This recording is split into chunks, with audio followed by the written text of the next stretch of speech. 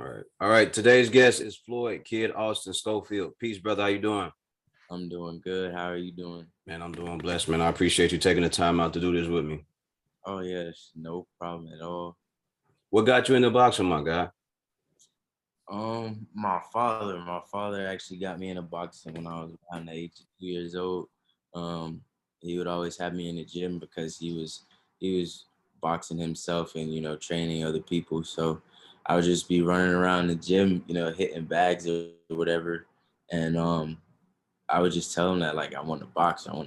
But then um, it took him a while, I guess, but he would like always do the pads with me and whatnot, and and I just stuck with it ever since. Like my first fight was at I think 8 years old, and after that it was that. At 8 years old. So were you doing like the silk? Did you get a chance to do the silver gloves? Yeah, I did the silver gloves. I got the silver gloves regionals, Okay. state. I did the golden gloves. I won the golden gloves. I did all that, man. I Awesome. have 100 some fights. Hey, talk yo shit, man. Let them know. Like, hey, tell them you true to this. You ain't new to this, man. Let I them got know. experience. They think I don't have experience, and I'm like I'm too young or whatnot. But I've been doing this for like going on 18 years. Talk, bro. Talk. Tell them, young king. Let them know. Yeah, you are on the way. You Yeah, are on the way. For those who are listening, or will get a chance to see some of the video clips because I'll chop it up. But he on the way. He young, but a lot of guys they underestimate young guys because they don't understand where they're coming from and the experience they have and the yeah, hunger that certain people do have. And you are one of those. yeah. They be I guess counting them out because they be like, oh, he young, he dreaming. You want to know why? You want to know why people count guys like you out, me out, or anybody else out? It's because they never seen nobody else like you do it. True. And then part of it is they don't believe in themselves. So why would they be able to believe in you and your ability when they don't have proof of it? Certain That people, man, not to say that people are born losers, but people don't have the self-esteem or the self-confidence to believe in themselves. So how could they believe in anybody else? that is very true. That is true. You got and pay attention to the people when you're around them. All right, be able to pay attention to that when you're around certain groups of people who don't believe in you or people who have negative things to say about the things you're trying to accomplish. Mhm. Like they'll call you crazy. They call Dave Chappelle crazy, man. They call a lot of guys crazy when they know what they want. Oh, you crazy for not accepting that money. How am I crazy for knowing what I want? Exactly. You understand what I'm saying? So let me ask you a question. When you're watching boxing tape outside of yourself, because I know you got to watch yourself to make sure that you get better. Who do you watch outside of yourself? Like, are there old school boxers or new school boxers that you watch? Oh, right now or this was like couple couple hours ago. I was Mike Tyson versus Frank Bruno. So my dad has me studying the old fighters and whatnot. So I study Marvin Hagler, Sugar Ray Leonard, all those people because that's who the people of this generation had to study to get to where they were at. So I tend to study old fighters because new boxing, you don't really get nothing off of that. You don't really learn anything. You usually go back in time to learn the old tricks and see different things. So Okay. Let me say this. Marvin Hagler is one of my favorites of all time. So you fucking with one of the right guys, man. yeah, he was a beast back then. He was a beast, man. And when they told him when they were trying to keep him from being champion, he just kept working. He just Mhm. kept working. It took Marvin. Marvin got up to like 35, 40 fights before he actually got a championship fight, man. Oh, that's crazy. That's That's crazy. And that lets you know what they thought about him. yeah, That lets you know it wasn't like, oh, he's a pushover. For anybody that's listening, when you a pushover, motherfuckers will come and get you. yeah, They'll come and get you. They'll come and eat off you. But when you tough like that and you really built for it, they'll stay away from you. And then he went on that run where he had to fight Benny Briscoe and all those really tough, grungy guys, who nobody wanted to fight. And then he went and fight those guys. And he won a few and he lost a few, but he was still out to prove that he was that guy. Hey man, I don't know what you feel about Marvin Hagler, but he's in my top 5 or my top 10 all time, not just by weight class, but all time. I think he's in my top 10 too. Yeah, Okay. yeah. Okay. Let me ask you this: who would be in your top five if you My could top say? five. Okay. Sugar Ray Robinson, Willie Pep, um, Shakur Stevenson. I would say Mike Tyson, the young Mike Tyson, the one in his prom, um, Yeah, and Aaron Pryor. Aaron Those Pryor. are Aaron Pryor was a good one too, man. Aaron Pryor. A lot of people don't understand the Hawk. They don't know much about the Hawk, man. But he was one of those guys. He's one of those guys. Rest in peace, Aaron Pryor, right? Because he died some years ago. Yeah. Willie Pep. I wasn't expecting you to say something about Willie Pep, man. Willie that, Pep. that's one of Yeah. my. I think that's one of the first people I started studying. You know, like old footage of when I was younger. Him and Sugar Ray Robinson, but that's one I was really into. Yeah, Willie Pep, man. I think he went like a round or two without getting hit. Yep, People couldn't even touch him. They yep. said all you heard was the going by him, and he just got out the way of all the punches. Oh, come on, man! You talking to somebody that know they boxing, bro? Yeah, I can see.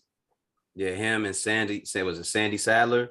They had like 5 or 6 fights or Yeah, more. Sandy beat up on them. Yeah, he was trying his best to get to him too, man.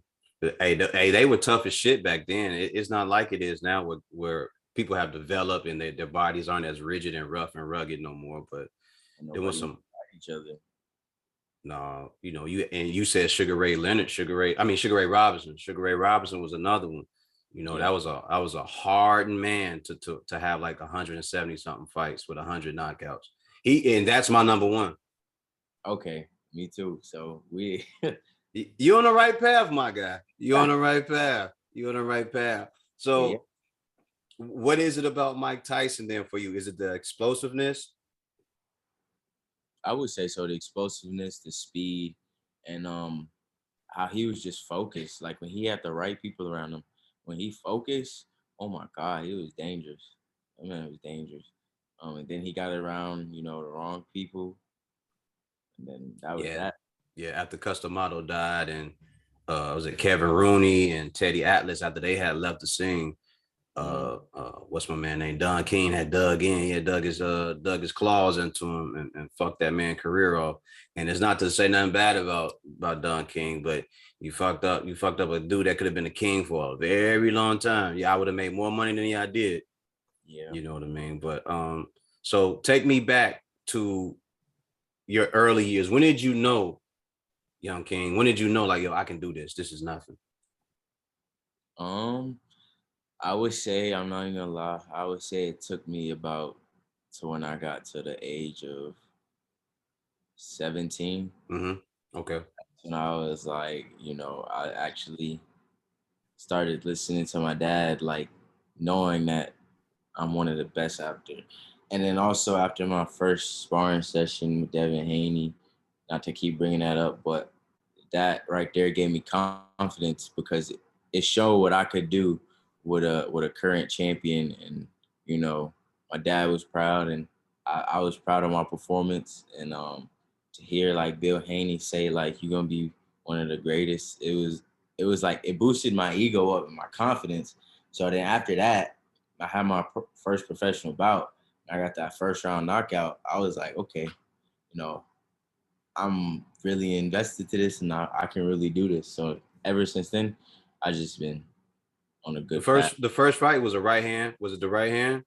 Now it was a left hook. It was a left. Okay, okay. I'm trying to remember. I was trying to remember like when he knocked him out. What was it? But That yeah. Say it again. I said that one was the second one with the right hand. Okay, okay. Because I know you launched off on him. Like, yo, you caught him clean with a hard one. I was like, oh yeah, you don't walk away from stuff like that too Yeah. much. Yeah, man. That was kind of like when I looked at it, I was like, yeah, you leave it alone, kid. Like you'll be all right. Live to fight another day, man. Don't get that guy back in there hurt again. So Yeah. let me ask you this: Are you from the Texas area? I'm from Austin, yeah. You're from Austin. So have you had chance to be in the gym with the other unified champion, Errol Spence? Nah, I was supposed to actually meet Errol Spence one time, but that didn't go through because the COVID situation. It really kicked off. Um, I've only been to Dallas like one time, once or twice. So I never really got the chance to run into him. I seen him at the Charlo fights though. I seen him at the Charlo fights, but he was like all the way on the other side of the floor. So Okay. yeah, Don't um, worry, your time coming, bro. Don't worry. most definitely. Don't worry. And I never met the Charlos either, but I think I want to meet them too. You'll get your chance. Hey, look, everything is steps. It takes steps to get to everything that you've done so far. Let you know that you're on the right path. You know what I mean? Yes. Um, when you wait, do you stay in the gym every day, or is it just like you got sessions where you may do a morning session, an afternoon session, and then you just rest? I'm in the gym every day, 3 times a day. Like, trust me, it get tiring. Like this was my first week of camp, like starting camp because I had COVID and I was just getting over it, trying to get my body back right. And my dad act like this wasn't my first week. He act like Mm, 6 weeks in already. I'm like, yeah, he waking me and my homeboy up to do 5 miles, seven. Like yesterday, I did 7 miles. Um, so I woke up, I did five. Me and my homeboy did five. Then I had my strength and conditioning workout. My coach he don't be playing, so that was tough. Then I had my boxing workout at night, and then my dad was like, "Oh yeah, after you this the last round." So we do like 6 minute rounds, 10 rounds. okay. So we'll do the bag, the mitts, and then the double end bag, and that's one round. So we got 10 of those. So then on my last round, my dad was like, "Oh yeah, do that last round on the bag, and you done. You can go back in the house and relax, play your game and whatnot." So I do it, and he like, "Oh no, Floyd, put on your shoes. You got 3 more miles."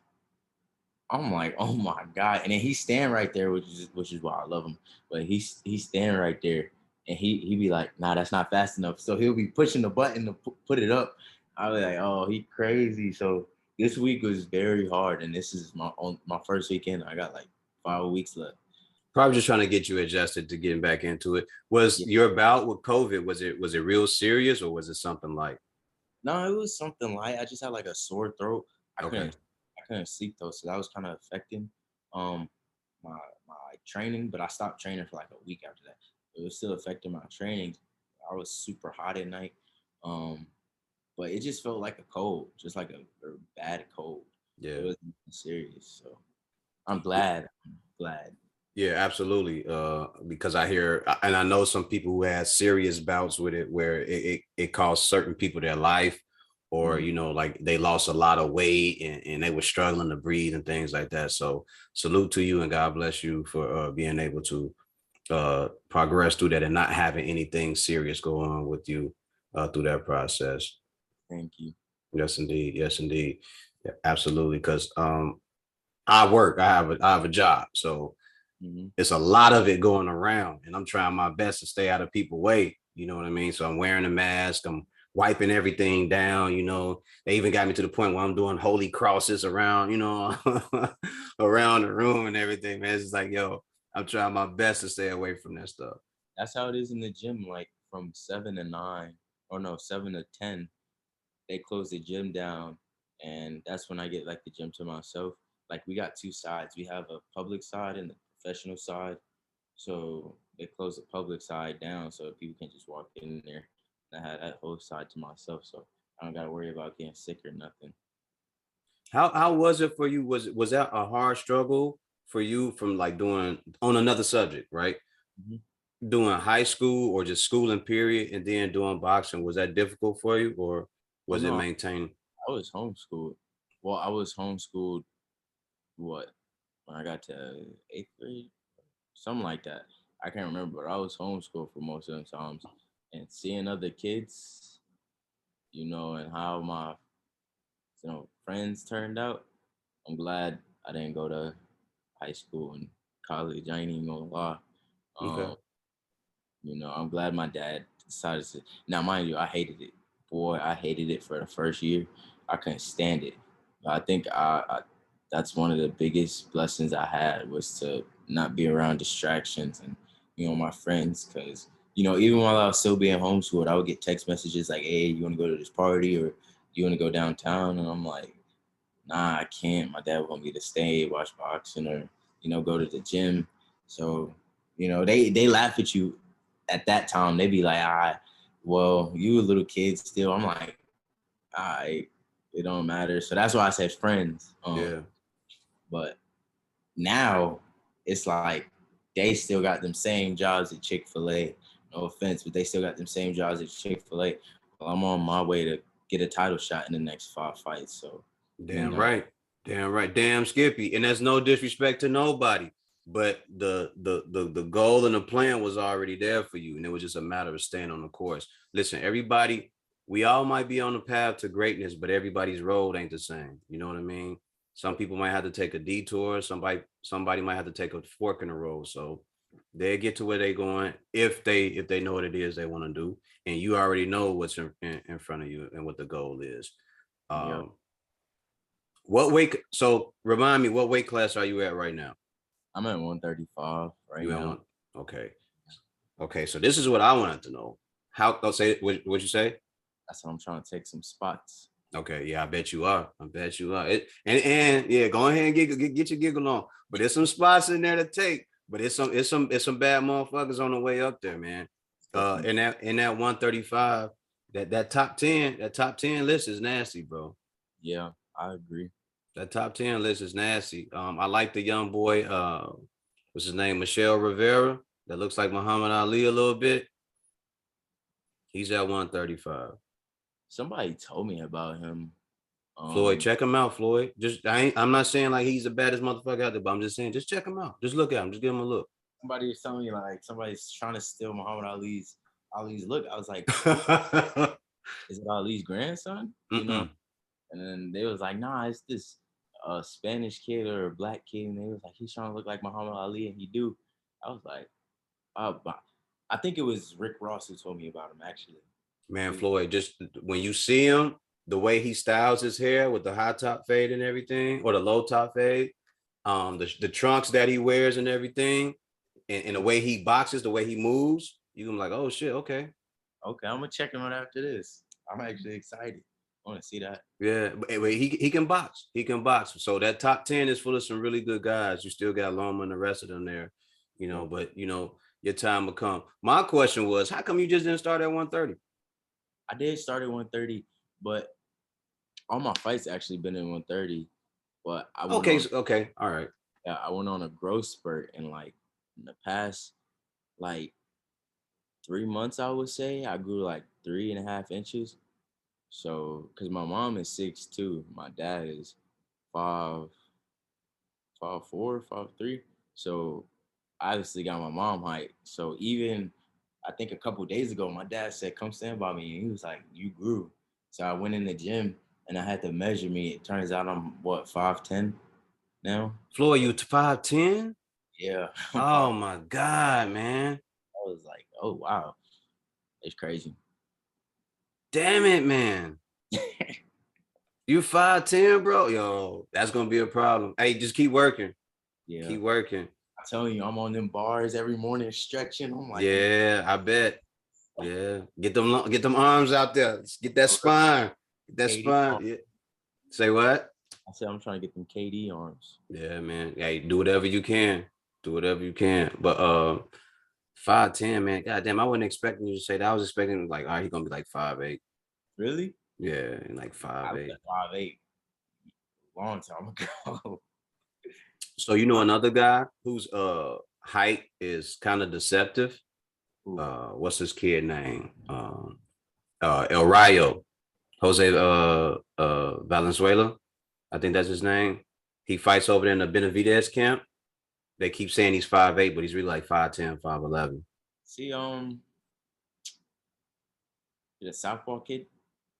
I think he's southpaw. I think he's orthodox. I think I know who you're talking about. Yeah. Benavidez. And he's 5'11", 5'10". Yep. He's small on TV though. I ain't even gonna lie. I thought he would be 5'8". All right, just look at him when he's standing. Go look at a picture of him standing next to the Benavidez brothers.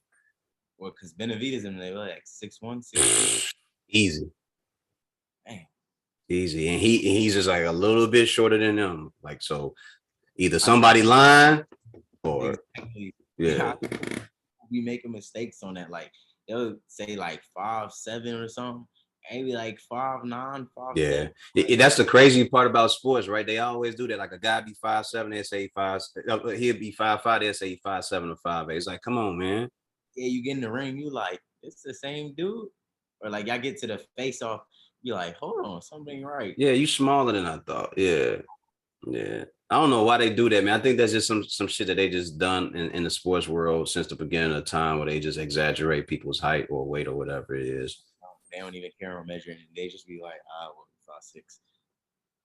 Yeah, and you be looking at the guy like when you get to him, you're like, oh man, you smaller than what I thought. I ain't worried about you, man. Yeah, you looking up at them, you like, oh, okay, this how it's gonna be. Yeah.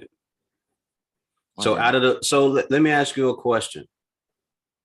That experience with Devin Haney, have you had any other experiences sparring with other top fighters? Oh yeah, I sparred with Robert Easter Jr. Okay. Um, I sparred with Sean Porter.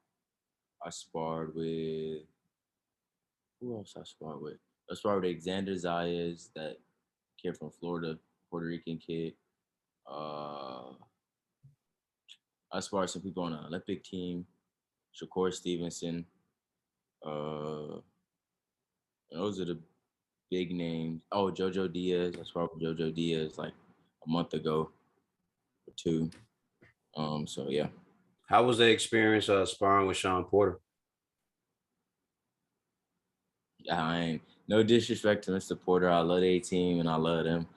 But well, one, he's very rough and rugged in sparring. The man push you around like you a piece of paper. I'm like, oh my God. Like, dang. But now don't get me wrong, it's easy to catch Sean. Um, but like he has that football mentality. Like he's just going to run you over and whatnot. So like Just a bull. he'll put you in a corner easy, but like he'll just sit there and he won't throw, or he'll throw a two piece and keep you there. So that gives you enough time to like get yours off and at least try to get out the way. Like I said, try. It was good work. I only got to do 4 rounds with him because they kept circling people in, so I got to do 4 rounds with him. Well, was that when he was getting ready for the Bud Crawford fight? Yeah, we was Oh, up in Mount Charleston. They got a little boxing gym up there, so it was hard to breathe up there. I'm like, dang, like you do 2 rounds. It feel like you did 6. yeah. When we That's the thing about I'm sure they told you by now when you go up to like Denver, Colorado, or Big Bear in California, or if you go to Mexico, everything is above sea level. You 5,000 feet or higher above sea level. So the air is thin. This one was like 9,000. 9,000 for one of your training camps. You should try that out for a month. Yeah, I think so. I think that's where we're gonna go, Vegas or either California. Yeah, you should try it out, man. You should definitely should because it'll push you. It'll push you to do a little bit, work a little bit harder. You know what I mean? Yep. Absolutely. Running 5 miles is actually 10, or 12. God, me, Tank, and everybody was up on that football field. They got a football field in the mountains, which is crazy. Mm-hmm. And we was doing sprints. Even Tank was like, "Yo, we can't do no more. We done." And then Barry Hunter, he's like, "Nah, y'all gotta keep going." So we had the team to push us out there, but it was hard. Yeah, I learned that years ago when they sent us to like to work out in the mountains like that. And you like, damn, man, I can't breathe. When we were in Colorado, it was like, yo, I can't fucking breathe, man. He's like, good. He's like, good. Good. That's the first coach's response. Good. Yeah, I was like, what you mean good? He's like, that mean that the work is being done. It's like you got to keep going. You got to adjust to the climate. But one thing that I learned from listening to like certain pro athletes, they always said it being in Big Bear and being up in the mountains, period, or above sea level, is good for you. You just don't stay there. You just don't stay there. You got to move around so your body knows how to adjust to different climates and everything like that. Mm-hmm. Yes, sir. Yes, sir. So how many fights are you up to now? I'm 8-0, 6 knockouts as of right now. My next fight, I plan to be 9-0 with 7 knockouts. Bong bong. Let them know. Don't make it sound all simple and humble, bro. Say that shit. Say that shit. Look, I'm about to be 9-0 with 7 knockouts. I ain't taking this guy lightly, but I came here to fuck shit up. This is a warrior sport. they keep playing. Like literally, my last two opponents. Well, my last three, I had somebody 15-0 with like 8 knockouts or so. They didn't want to fight, and then I got somebody 18-4. He didn't want to fight, and then the 18-5 guy, he didn't want to fight. So I'm like, man, Why didn't they want to fight? I have no idea. Like the matchmaker just calls, be like, they turned down the fight. Mm. We offering them enough money, so it's like obviously they ain't the money. So I'm like, it's crazy. So we still waiting on an opponent, but we gonna find somebody. We got 5 weeks to go. So. Yeah, probably because they looking at the tape, man. You know, we live in the era of YouTube now. They probably looking at the tape like, nah, I'm cool on I'm cool on the young dog right there, man. I'm cool on that shit. Pulling my fights down off YouTube and turning my Instagram private. Turn that shit off. When it's time to find somebody. Only showing when you run it, making doing miles, bro. Exactly. Doing miles, yeah, and doing suicides or whatever it is. Doing your workouts. Don't let them see you out there knocking heads off. People start looking at it like, nah, I'm cool. Because now we live in the era not only just of YouTube. Now people look at your record and they say shit like, how many knockouts you got? You know what I mean? And that keeps people from wanting to get into the ring and everything. It's just crazy because, you know, that old era, like we were talking about earlier, Sugar Ray Robinson and Marvin Hagler, they didn't care. They just said, yo, sign me up. I'm like, yo, I'm just ready to fight. It's a fight in there. Whether you win, lose, or draw, give it your all. People not gonna care. Look at Gabriel Rosado. He's still on TV. I was like, dang. And Gabe lost what, like 13, 15 fights? A lot of losses, but everybody know he gonna give everybody a show. So that's a fact. That's a fact. And that's really what it's about. And I love Floyd Mayweather. You know, he's one of the best defensive technicians we ever seen, one of the best master boxers ever. But a loss is just a loss, man. He's one of the few people that could do that in the history of the sport. Him, Calzaghe, and Rock Marciano, them the few that can do that. But so, look, it's a sport where someone has to lose, and there's nothing wrong with that. It's how you come back after the loss. That's what matters. It's like if I lose, like so what? Forbid, so what? I want a rematch and get my stuff together and see how I'm gonna do the next fight. Yeah, come back the next time and whoop ass. Exactly. I'm gonna keep trying until I get you. And that's what it's about, man. That's what matters. The effort, maximum effort. I had a question. I just lost it that quick. Dang, man. Yeah, that sucks because I was getting all hyped up about talking about that. This year, this is what I want to ask you. How many fights do you think that you can have this year? 4 to 6. 4 to 6. You think so? You think you can get all 4 to 6 in the bag? Yeah. Yeah. Definitely. Last year I got 8. Ladies and gentlemen, this man had 8 fights in 1 year. There's not a lot of guys that want to do that anymore. Man, I told my dad I want to fight every month, but due to the commission and how boxing works, you can't do that because sometimes you're gonna have to take a week off, or if the fight goes the whole distance, you gotta take a month off or 2. So it was like, all right, so we'll fight every other month, or if we can get on a card that we can get on, we'll just get on it and see how that goes. So my plan is to fight 4 to 6, but if I could get more, thank Jesus. Yeah, and you got to protect your head, man. Yeah, you need this. You need your brain. Yeah. You don't. How often do you spar? I don't spar really. Okay. But when I do spar, I like to spar with champions or like get the best work I can. But like Andre Ward said, he don't spar at all really, because that's still damage you taking before the fight, and you still gotta take a little bit of damage in the fight. So I tend to, work the bag a lot in mitts, because if you can see the opponent while you shadow boxing, or you don't just see a bag, you see the opponent on the bag, like you really don't need sparring. Just sparring is just to see, how you look against, somebody. If you really that sharp, or basically you assess how you would be if somebody was throwing punches back at you. Yeah. Throw punches back. So you say do like 4 rounds just to see where you at. Yeah. So my opinion is that you definitely do need sparring, I would just say don't be one of those guys that ends up being a sparring warrior that goes in there and they empty the tank. You know what I mean? And then you come out of there 10 years, 12 years from now, you got spit foaming out the mouth. You know what I mean? You could barely form a sentence without farting or pissing on yourself. You know what I mean? You don't want to be one of those guys. It's okay to spar, but I seen dudes, some really good fighters have sparring wars.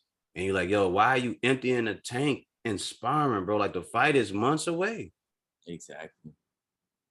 And Like, why are you going so hard? exactly. And people were like you said, they'll slur or whatever. But like if you look at their fights, for instance, Pernell Whitaker, you look at his fights, he rarely got hit. But all that sparring he probably did, and getting hit and sparring, trying to practice those slips with his hands down, like that, takes some stuff away from you too. Yeah, absolutely. Getting hit is damage. And the thing you want to have is damage control. You don't want to be getting hit, especially in sparring. You want to be as fresh as possible. Mm-hmm. I seen, bro. I say this, Floyd, man. I seen some crazy shit in the gym. Like, yeah, I would be looking like, why are y'all fighting so damn hard? And I get it. It's two men locked into battle, and you don't want to give up. Mm-hmm. But I'm from Chicago, so when the coaches would say shit like, "Yo, we done," I'm like, "All right, cool. I'm getting up out of here." And he told me that he was like, "You don't have to spar like that. Like everything don't have to be a war. Everything don't have to be a battle. You don't have to kill him." Exactly. He said, "Because the moment you start trying to kill him, you gonna commit to that, and you gonna think you need to do that every time, and then you got less of yourself for the actual fight that's coming up for your tournaments and things like that." So don't commit to sparring like that. You're there to sharpen your skills, working the things that the person is weak at and the things that you're weak at, and become stronger. But you're not in there to be trying to knock another guy's head off all the time. Manny Pacquiao was like that. Yeah. 100 million% inspiring. I agree. 100, and I'm not saying that just on some bullshit. Like I'm telling you, 100 million% inspiring. Like Manny Pacquiao went hard, whether it was a fight or whether you know what I mean, or whether it was sparring. Yeah. You think Manny gonna talk with a slur after his career as he get older? He takes some punches. He took a lot of punches. He took a lot of punches. Forget. You know what? I think he may end up with a slur, which is fine, but it's the other damage, like him slowing down real bad and his body starting to curl up. That's the hope. That's the stuff I hope that he's able to avoid. I don't want that to happen to him because Manny gave so much to the sport of boxing. That's true. He gave yeah, he gave everything. I can't say he gave so much. He gave everything. He gave himself, his life to boxing. And Manny had some wars. He had 2 fights with Marco Antonio Barrera. He had, I think, 2 or 3 with Eric Morales, and they beat the shit out of each other. Then you went to have 5 with Juan Manuel Marquez and got knocked out in one of those. Mm-hmm. That's crazy. Those are some hard fights, bro. Those are some hard fights. Like, and fighting like that take years off your life. You know what I mean? So he will have some damage, but we'll see over time how it plays out for him. I one of the things I like to hear Floyd say, man, the game is about get hit and not get hit. It's called boxing. It ain't called knockouts. It ain't called slugfest. It's called boxing. You use the full ring to your advantage. I agree. I feel that. I'm all about defense. So is my dad. Oh, I see you. I be seeing you in there. I be seeing you in there. I be on the IG. I be looking. I was like, oh, okay. He real about the defense. It ain't just offense for him. Hitting your face ain't cool. No, it ain't. And it stings. Exactly. You think you tough taking all them hits, but that headache you gonna wake up the next morning with ain't gonna be so fun. No, it ain't gonna be fun. And then your head be ringing, and you be trying to figure out what's going on, talking to yourself. Blah, blah, blah, blah, blah, blah, blah, blah, blah. Say what? Say what? Talking to yourself, trying to see if you okay. You know what I mean? I know what you're talking about, bro. I know what go on. Listen, I'll say this for people that are listening. They tell you not to use the 8-ounce gloves when you're in there sparring. And one day I did it when the coaches wasn't around. And it felt like I was getting hit without the headgear on. When we had on 8 ounces too. We had on the headgear and we had on 8-ounce gloves. That's And the motherfucker hit me. I was like, oh shit. No, no, no, no, no, no, no, I no. put back on the 16, bro. Yeah. Yeah. I He never, run. 8 ounces. That's some stuff I never even dared to. I think the smallest I used was probably like 12 ounces when I was like 9. We trying to see what it was really about. We were Yeah. trying to just, gauge what was going on. And I was young. I had to be about 18, 19 years old. And Mm-hmm. I hit him, pop, pop. And I moved out the way and I kept going. And I just saw the look on his face, like he kind of like was in shock. I was like, all right, move so he can get himself together. And he hit me with a hard punch. Boom. And he rung my bell. I was like, yo, why you hit me so hard? He was like, I just hit you the same way you hit me. I was like, damn, this shit do make a difference. Think about it like, bro, we should take these off. Yeah. No, so I responded back with like a 3-piece. Pop, pop, pop. Oh my God. Yeah. And because I caught him because I was fast at the time. I was super fast and slick. And he tried to, and then he just started welling. He just started, trying to pile it on. And I was like, all right, we done. You had to make sure you got yours off last. You was like, all right, we done now. We finished. No, it was just the fact that he just kept going. I was like, all right, we good. Bro, you just hit me a couple times. You hit me behind the head, You hit yeah. on back. You're like, Yeah. oh. Yeah. And I'll tell anybody that's listening, getting hit with an 8-ounce glove with headgear on at the time, years ago, it was just like taking a punch straight to the face without headgear on. I bet. And shoot, now you don't got the headgear on, getting hit with the 8-ounce gloves. Ain't no game. No, it ain't. It's the truth. Bro, you 5'10", man. Yeah. 5'10", bro, for real. Mm-hmm. That's ridiculous, man. That's ridiculous. I thought I would stop at like 5'7". I ain't even gonna lie. When I was a kid, I was like, I ain't gonna be tall. And how old are you? 19. You probably got inches to go, my man. No, my strength and conditioning coach saying what like men usually have their last growth spurt at like 20 to 21. I was like, oh yeah, it's lit then. Yeah, you might end up being Thomas Hearns' height or something like that, bro. Hopefully. He was like 6'2". Man, I will be blessed. I will, oh my God. I don't know what I would do. I don't either. Because Tommy could knock motherfuckers out from across the street. You know what I mean? Exactly. He has some long arms too. Yeah, he did. And you know what I liked about Tommy Hearns, bro? Tommy was dedicated to not just knocking people out, but he's dedicated to boxing. He wanted to box you first. Yeah. And then he could knock you out while he boxing. That was the best part. That's straight right, man. Oh my God. I just seen his fight with Roberto Duran. He did him dirty. Oh my God. Did you see it? Have you seen the one with him and Pepino Cuevas? No, I did not. I'm gonna watch that actually. You should go watch that. His fights before. The way he did Duran, that was what he did to Pepino Cuevas like years before that. He made himself a Cuevas dance when he did it. Like he did like he hit him with that straight right, and then like he got kind of like got stuck in midair. Then yeah, yeah, that one. I seen a highlight of that. I was like, oh my God, that was nasty. Yeah, it was like he didn't even know what happened to him. He was like, wait, what? Did I leave Earth? And then Tommy hit his ass again. Like, no, you here? Let me get you down. Real quick. Yeah, but Tommy was very good at boxing and using his feints and his height. You know what I mean? I liked the way that he did that. And he would jab. That jab was so sick that by the time you got tired of it, that right hand just came in like a bomb. Exactly. And I love watching his old fights too, man. Because he went from 147 all the way up to light heavyweight, I think. Dang. Yep. That's a big jump. Yep. No, but he fought. He did every weight class in between, though. That's crazy. Yeah. But remember, he's 6'2". That's true. So 6'2". He couldn't stay at 147 too long. Hell no. That was eating him up. I know. That wide ass back, them long ass arms he had, that shit was killing him, man. Twice a day and whatnot. Eating crackers and cereal for lunch, breakfast, and dinner, man. Like that'd have been killing him, man. Dang, I Do didn't you know have that. a good do you have a good eating regimen, nutrition Yeah, program? I have my meal preps every weekend. So Okay.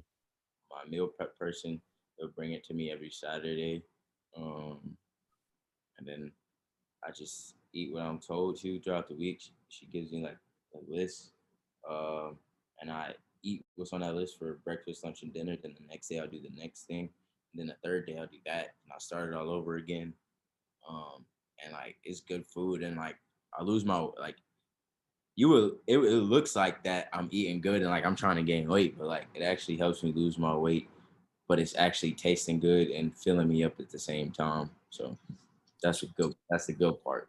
Yeah, definitely. So you don't blow up and weight in between your Uh, fights.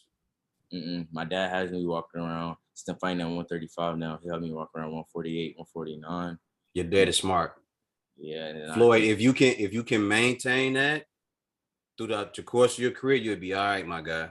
You'll be yeah. good. Because a lot of guys in between fights, they blow up 30, 40 pounds and they don't have training camps, they have fat camps. Somebody said that too. I was like, that's very true. They have fat camps. Be very careful with that. Don't let yourself get up higher than 15 pounds, man. Oh yeah, I'm not like even when I eat like after my fight and I have my 2 days or whatever, and I eat like I have yet to pass that 156 mark. Like I never got over 155 or nothing like that. Don't do it, bro. So, and I see people 176 when we go into camp stepping on the scale. They come off the scale shaking their head. I'm like, hey, you fight at 135, 140, or around 176. Like that's wear and tear on your body each fight. And like, trust me, I love eating as just as anybody else, man. I love me some food. But to see other people go through all that torture with the sauna suits on and all that stuff, it is not worth it. It I, ain't worth it. I can eat after the fight, or like you still get to eat, after you weigh in and whatnot, and then you eat after the fight, have your couple of days. Then I could wait till after my career to indulge in whatever food I want. Just going through all that pain and getting headaches every training, like I couldn't do that. Yep. And then putting a beating on your body, trying to do all the working out and the sparring and everything. I tell some Floyd, spar with sauna suits on. That's yeah, how you be. I'll be like, y'all tripping. I seen it too. I was like, oh, he fat. He fat. You He got weight. fat. Yeah, you got a lot of weight to lose. Anytime you see something like that, you go, oh, you fat. You just fat. And this is what I tell like guys, if you pay attention to a guy like Terrence Crawford, he don't blow up. At all. He don't blow up. He maintains his weight. He take care of himself. He eats healthy. He don't smoke and he don't drink. And I keep telling people like not to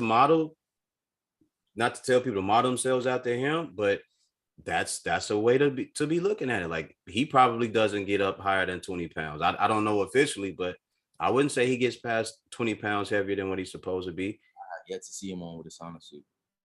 Because it's bro, you gotta think about it. If you got to fight in 3 or 4 months and you gotta lose 40 to 50 pounds, that's just a lot of weight.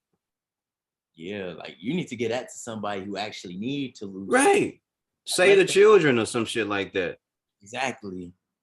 But when it's you yourself and someone says, yo, you got to fight in 8 weeks, and you go, okay, I'm up 20 pounds. Over 8 weeks, you can get 20 pounds off if you do it the correct way. Yeah, But true. but when you up there, when you 40 pounds heavy, man, that's crazy. Yep. And I lost the other like this whole week. I step on the scale every morning, and yesterday, I stepped on the scale in the morning, and I happened to be 144. So I'm telling my dad like, 'cause that's easy weight to me. That's like 9 pounds to cut. Really, I could lose that in 2 days in the sauna. So I was like, Dad, I'm 144. So my dad was like, Nah, you gotta be walking around 149. It's not time to cut weight yet. So I was like, Damn. So that's when like I eat like me a good breakfast or lunch so I could put that weight back on. But like in the training, because I train with shorts. I mean, I train with pants on, Mm-hmm.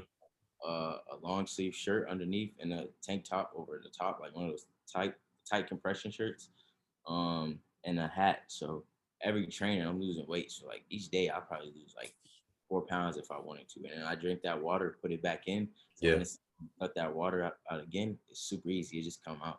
So man, this weight cut at 135, I'm gonna make weight easy. I think I'm gonna be at 135 for a minute.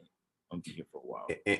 And because you're young too, always remember that because you're young, your body will adjust to that a lot easier. But as you get older and bigger, your body it'll start to change. But it's just all about maintaining the weight, man, and making smart decisions for yourself. Making sure your nutrition is good, making sure your health is good, and everything like that, and making sure you're doing the proper stuff. Um, yeah, man, don't let that weight fuck with you like that, man. I'm telling you, I done seen people weigh 50 pounds, bro, That's too much. and That's then have to go in the ring, and I ain't gonna say nobody's name, but go in the ring and have to face a guy like Floyd Mayweather. Good luck, yeah, like ain't gonna end too well on your part. You cause you probably gonna payday though. the payday gonna be good, but you gotta try to catch this motherfucker. You gotta hunt him down, then you gotta try to land punches. Being embarrassed, looking slow. Nah, it ain't worth it. People out there listening, be Nah, right. man. Yep. Health is wealth. Even during COVID, man, health is wealth. Cause and God bless me, like I have yet to be sick. But you gotta maintain good health. You gotta eat, gotta make sure you get your green vegetables and your turmeric, your ginger, Turmeric, elderberry. Say what? so that turmeric very important. Man, they Yeah, don't know. my dad told me to get on it. I was like, well, people crapping. He just take it because he old and whatnot. But then you get sick or your bones start hurting. You better start putting that junk in some tea or try to make it taste good because it ain't gonna taste good. Or put in some food, something. Yeah. And ginger is very good for you. You gotta have a piece of cut me off a little piece of ginger, put it in my tea in the morning, Mhm. and let it sit there for like 3-4 minutes, and then I drink that shit, man. But you definitely got to make sure that you're healthy, man. You can't do nothing. You can't enjoy nothing in this life if you ain't healthy. You know. Sure. Not even your money or your kids or your family. Talk that shit, my guy. Talk that shit. Yeah. So I tend to stay on the healthy side because of my pops. And as y'all can see, I've probably seen him walk to the bathroom I and just then seen him walk by all swole and cut up and everything. I and just then we seen him. knocked out on the couch. Man, Okay. he tired. So So 135. How long you think you will stay at 135? A couple years. a couple years, yeah. Depending on like if I have another growth spurt and I can't hold the weight because I know my body. Like I know if I can stay at the weight or not. So that'd be up to me. So I'll probably have like I think even if I got to like 6 foot, 6'1", I could still hold 135. Bro, that's a lot of height and weight, man. Yeah, because even with this growth spurt, I didn't really gain the weight. I got skinnier actually. So we'll see. Would you I have this question for you. Would you like to be undisputed at 135? Oh yeah, most definitely. And that comes with fighting the best, challenging the best, and taking risks. My goal is to be undisputed 3 to 4 times, and then I want to end my career at like 164, maybe. I want to end it there. So You said at 160? yeah, something in the 160 class. Uh, so we'll see. We'll see where it takes me. You I'm know, glad you said that, man, because I don't hear a lot of guys say I want to be undisputed at a couple weight classes. Like I don't hear that often. like it is. I mean, it could be easy if you make it easy, being disciplined and training hard and doing what you're supposed to do in that ring. But you're gonna have some challenges, of course, because you have to fight other champions or other contenders. So I'm ready to risk it all, and I'm ready to give it my all. And with my team behind me, I know we can do it. And then some of these guys ain't gonna want to fight you, bro. Yeah, but I mean, it's gonna have to get mandated, either mandated or I'm gonna have boxing fans coming at you saying you need to get that fight happening. Man, 500,000 people coming at you. do what you gotta do. Do what you gotta do, because I don't think that in a sport where people are putting themselves in harm's way, there's no point in you running from another guy if you're saying that you're one of the biggest, baddest motherfuckers out there. Exactly, like it's a contact sport, and Exactly. just because you got a belt, don't try to hold on to it. Fight that dude so you can see if you can get another belt. And if you lose that belt, come back even harder next time. And you never know, you might shock everybody and get that belt, or you might get all the belts back. You know, That's a um, fact. look at that Jason Rosario who beat Julian Williams. He ended up beating him. You know, getting all the belts. Then Charlo ends up getting all the belts. You know, because I don't know his situation, but he worked hard and a simple jab to the body stops him and he gets all the belt. Like I truthfully think that was like some I ain't gonna say I think it was luck, maybe a gift from the universe. Because when have you ever seen somebody get jabbed in the stomach and start squirming around like you know, He was convulsing. I was like, "What's going on? Did he nut on himself? Like, what's happening with this guy?" so I'm like, I think that's a gift from the universe, and that's because he put his all into this boxing. Um, and even with that Castano fight, it was a close fight, ended up a draw. Like, you know, Let me ask you about that fight because I don't think that Mayo kept the pressure on him. What you think it was? Did you think he was backing off, or he wasn't going for it, or it was the lack of being able to set him up? I was there. I was there at that fight, and I think that dude was putting a lot of pressure, but like I feel like it was just wildness. It was just super wild and really clean shot. Like from neither one of them, it was no real clean shots. But It seemed like he would pressure Mayo, and then he would stop once Mayo hit him with a shot, yeah, I and then he think would back off. but I think I would have gave it a draw too. I ain't give that fight to nobody. I'd have gave it a draw. Like they need another fight, and somebody needs to do more in this fight for me to give a decision. And I'm hoping it's Charlo. Hope Charlo can become undisputed.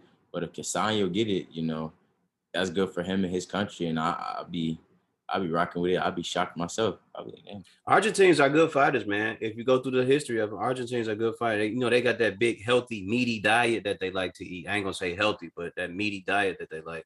Them All some that wild motherfuckers, man. Say what?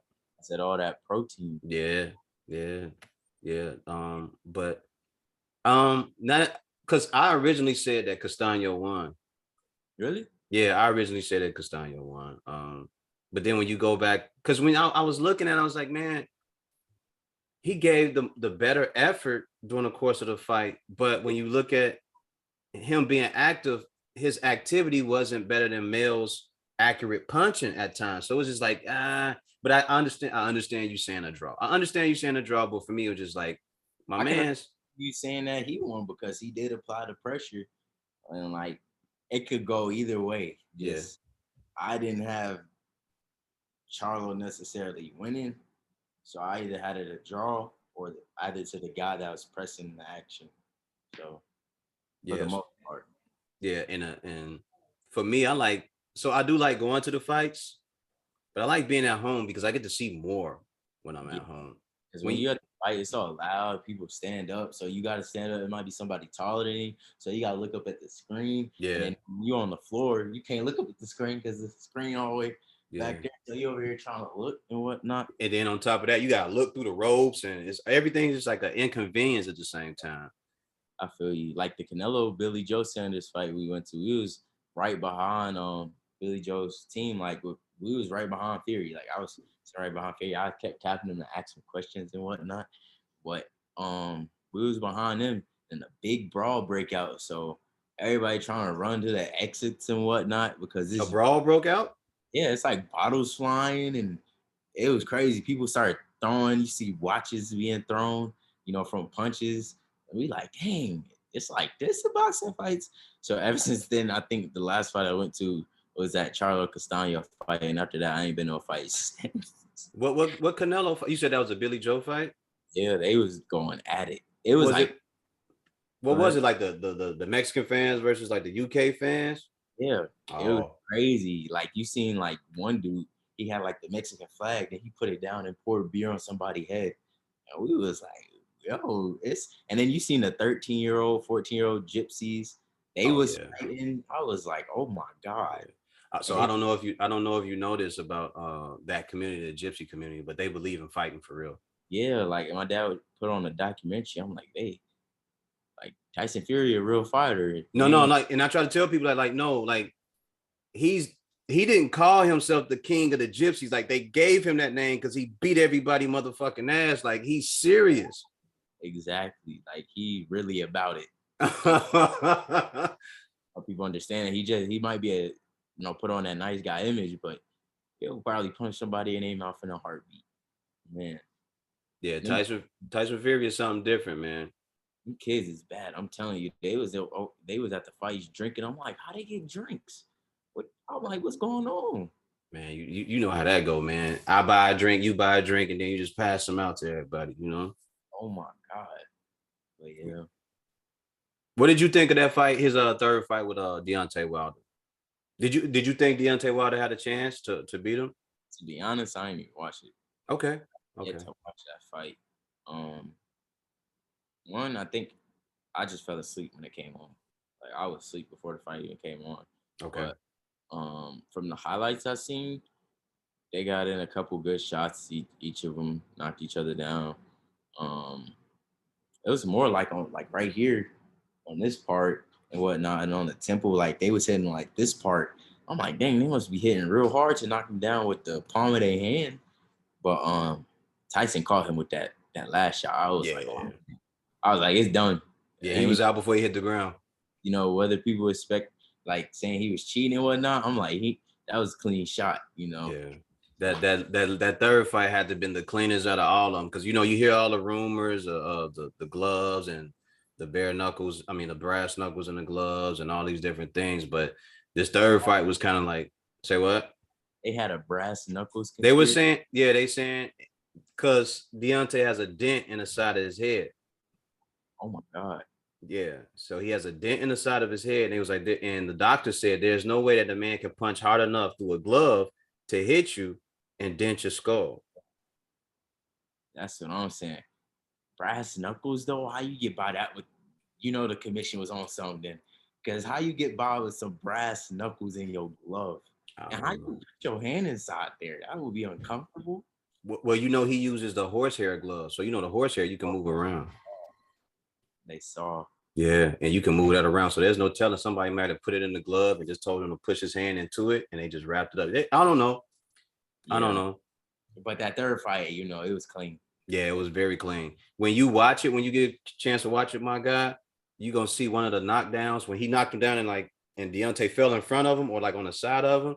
You can see him kind of like touch Deontay. Man, Tyson Fury knows boxing, man. Just you'll see what I'm saying. He touched Deontay like on the left shoulder or on like the left side, and he dropped his hand. He smacked him and dropped. I said, man, those are little small things that like street fighters and real like boxing heads know. Like he just touched him, and like Deontay didn't put his hand on him. He's like, I got you. And slammed it right into him. I was like, God damn it! So it's these little small instances where you got to have a lot of you know about technique, and you just know like the way of boxing, man. And he just caught him, bro, and he just sat it like he just fell right in front of him. I was like, dude, this is a war, and they're gonna end up hurting each other really, really bad. So, and now I think Deontay Wilder saying he's thinking about retiring or something like that. So I can see that. He got enough money. He should. He got enough money, but I would like to see him continue. Maybe get 1 or 2 fights out of it. Joshua. Huh? I think a fight with Joshua maybe or Usyk. Nah, I wouldn't take Usyk. Really? I mean, I think Usyk would beat him, but just a last big payday, something. I see now why Anthony Joshua turned down that $50 million though. I see it. Against who? Against Deontay Wilder. Oh dang, 50 million. Yeah, like you didn't know that? Like 3 or 4 years ago. You can look it up. Anthony Joshua said, give me 50 million for the fight. And then Deontay Wilder, I guess he went and got on the phone with Al. I was like, yeah, we got it. And he was like, all right, cool, let's do it. And Anthony Joshua, they turned their back on it. Dang. Anthony should took that 50 million. Yeah, but he would have probably got his motherfucking skull cracked too. Probably, but hey, it'll be enough to pay for that hospital bill. Facts. That's a fact, my guy. They have more than enough. Yeah, because I think it was a 50 million flat rate fee. Like you just get the 50 million, you don't get no pay-per-view or anything like that. Oh my God. See, but hey, that is true. He kept his health over that money. Yeah, but I think that's the thing about Anthony Joshua. If you ever watch him get in his fights, when he does get clipped, he becomes very vulnerable. So Yeah. um, I could see why fighting Deontay Wilder would have been a bad idea. Once he throw that fucking rocket launcher of a right hand, it's pretty much you got to pray after that. Yeah, you got to pray straight up. You won't even have the time to pray before that punch get there. Man, listen, I don't know what you do. I don't know what you do when he launched. You just close your eyes and hope you took it, and you That's still it. standing. That's it. That's it. Cause Like, he not gonna feel it. So no everything gonna turn purple, yellow, and black or something like that. Hey man, I appreciate you chopping it up with me, young King. Oh yeah, no problem. I appreciate it. I'm gonna go ahead and get off here and let you get to your day or relax, whatever you have to do.